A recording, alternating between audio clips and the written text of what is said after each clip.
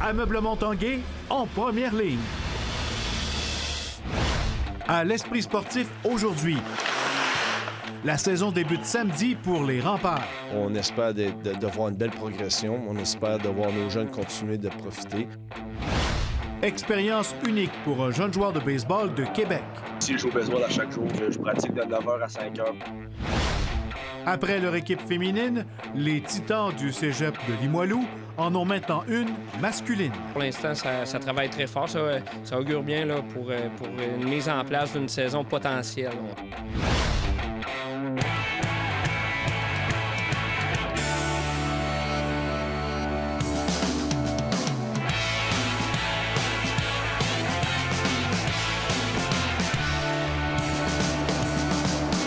Bienvenue à l'Esprit sportif. On parle d'abord des Remparts de Québec qui terminent cette semaine un long camp d'entraînement en pleine pandémie. Les joueurs sont prêts pour la toute nouvelle saison 2020-2021 qui s'amorce ce samedi au Centre Vidéotron alors que les Tigres de Victoriaville seront les visiteurs lors d'un match présenté à huis clos. On en a parlé ce matin avec le directeur gérant et entraîneur-chef Patrick Roy.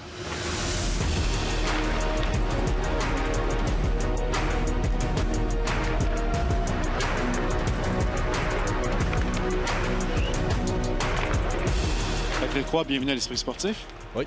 Patrick, ça a été encore une fois un long camp, un camp différent des autres avec la pandémie. Comment tu évalues ton camp d'entraînement en tant que directeur gérant, en tant qu'entraîneur? Bon, disons qu'au niveau de la pandémie, je pense que ça s'est bien passé jusqu'à présent.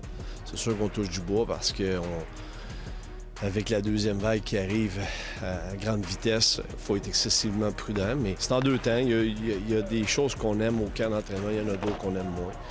Évidemment, on a affronté des bonnes équipes. Shawinigan va être vraiment une très bonne équipe cette année dans notre ligue. C'est la même chose pour Victoriaville.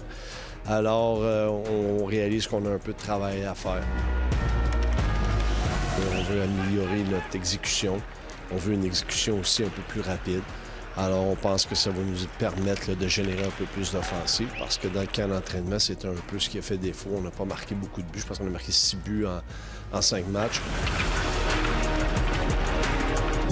Quelques nouveaux visages se sont greffés à l'équipe. Tu peux nous en parler un peu?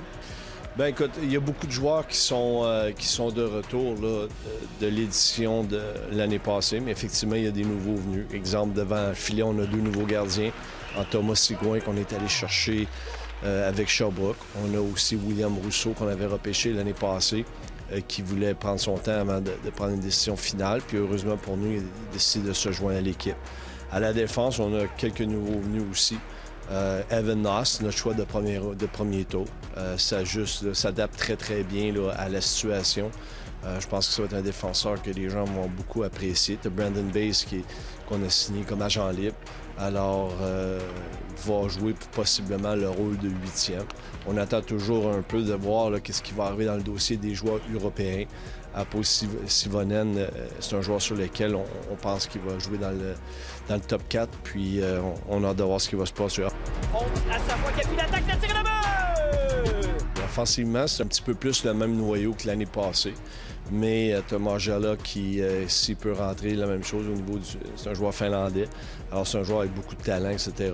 Après ça, tu as un gars comme Huchette, qui, lui aussi, l'année passée, Michael Huchette voulait voir ce qui était pour arriver avec lui là, par rapport à cette situation là, de garder les portes ouvertes. Puis il a décidé de se joindre à l'équipe. Tu as Hugo Odette qui est venu très souvent l'année passée, alors va jouer avec nous cette année. Puis tu as Peter Amanatidis qui va être un autre nouveau joueur qui va jouer là un rôle peut-être un peu plus de soutien. Beaucoup de joueurs là, qui sont de retour. C'est sûr que le noyau là, de Rochette avec Dubé, Malatesta vont être les joueurs là, clés de l'équipe sur lesquels on mise pour soir après soir pour alimenter notre offensive. On espère de voir une belle progression. On espère de voir nos jeunes continuer de profiter. Puis en leur offrant un rôle qui est important au sein de l'équipe, on pense que ça va permettre la progression plus rapide pour ces joueurs-là. Un jeune joueur de baseball de Québec, Nicolas Deschamps, a vécu toute une expérience le week-end dernier au Fenway Park à Boston lors de la série des Futures Étoiles, une rencontre internationale qui regroupait quelques-uns des plus beaux espoirs du baseball professionnel. Le reportage de Stéphane Turcot. Nicolas Deschamps, c'est Nicolas Deschamps, le frappeur gaucher ici, qui a eu le privilège de s'élancer au mythique Fenway Park de Boston le week-end dernier. C'était extraordinaire, il n'y a pas vraiment de mots qui décrit ça. Pas de mots, mais il a fait parler son bâton. Moi, je n'étais jamais allé à Boston, je jamais allé au Fenway Park. Fait que déjà là, de rentrer dans cet établissement-là historique, c'était vraiment incroyable.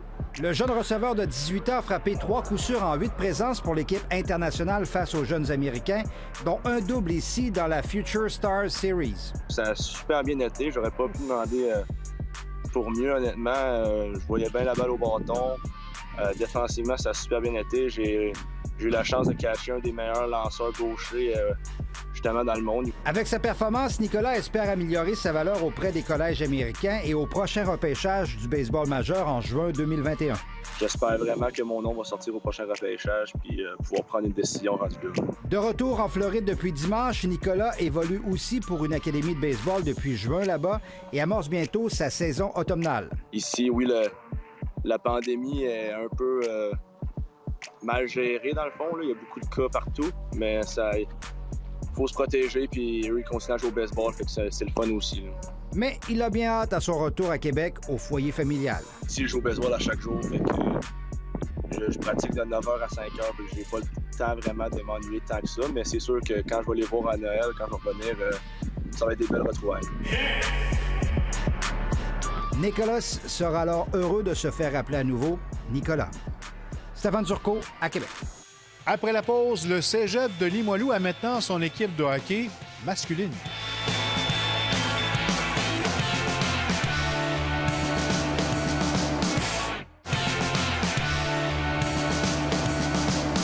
Reconnu depuis des années pour son programme de hockey féminin, les Titans, le Cégep de Limoilou compte depuis cette année une équipe de hockey masculine, les Titans Division 2. Et Jonathan Fournier en a parlé avec l'entraîneur-chef Patrick Kelly.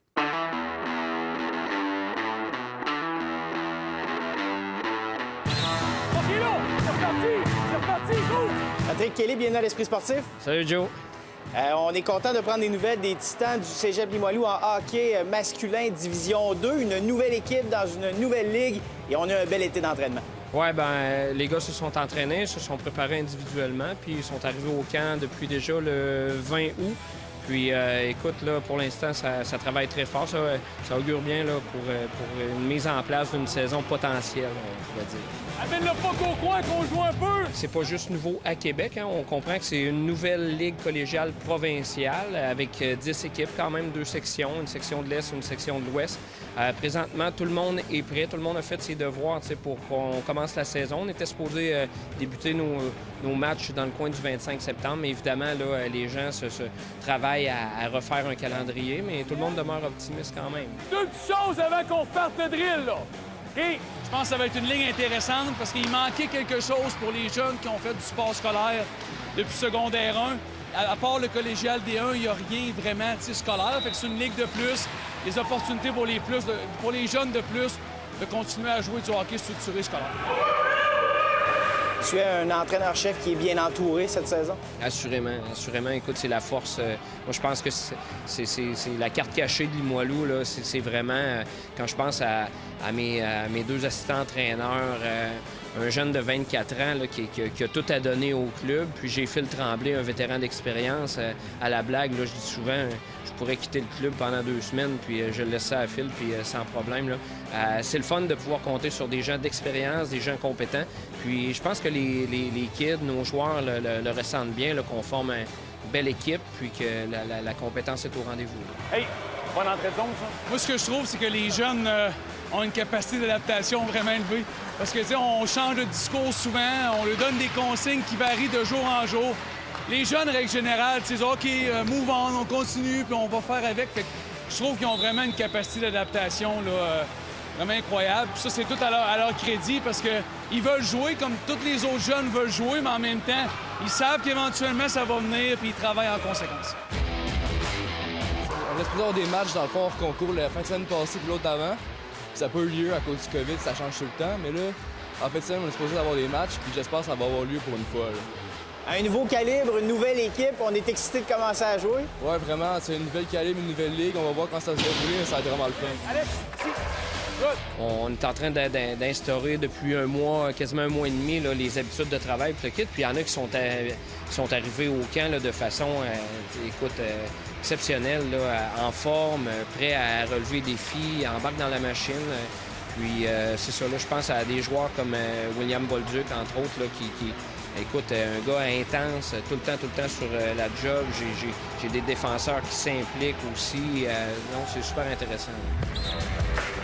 C'est sûr qu'on n'a pas de game contre d'autres écoles, là, mais on travaille extrêmement fort. On a beaucoup de matchs intra-équipe, donc on peaufine les petits détails et ça va bien jusqu'à maintenant.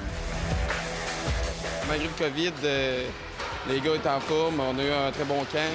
Là, on est prêt à commencer la saison. Quand ils vont nous donner le go, on va être prêts. Ouais! Good job! Good job! Très bonne nouvelle du côté de la Ligue la semaine dernière avec la reconfection du calendrier. Donc, je me dis, si on fait un calendrier, c'est qu'on est optimiste à quelque part. Les cégeps sont aussi, je dirais, all-in là, à rentrer dans le circuit, à jouer. Fait que personne ne s'est retiré.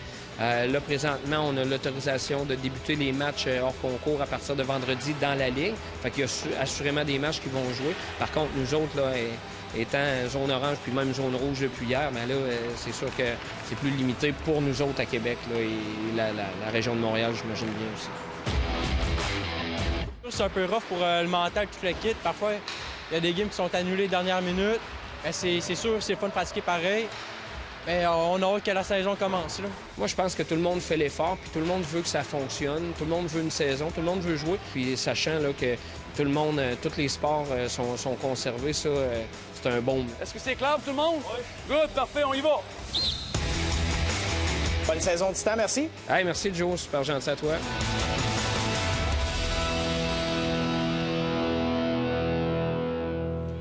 Et voilà qui conclut l'Esprit sportif pour aujourd'hui. On se donne rendez-vous demain à la même heure. Soyez là. Bye bye tout le monde.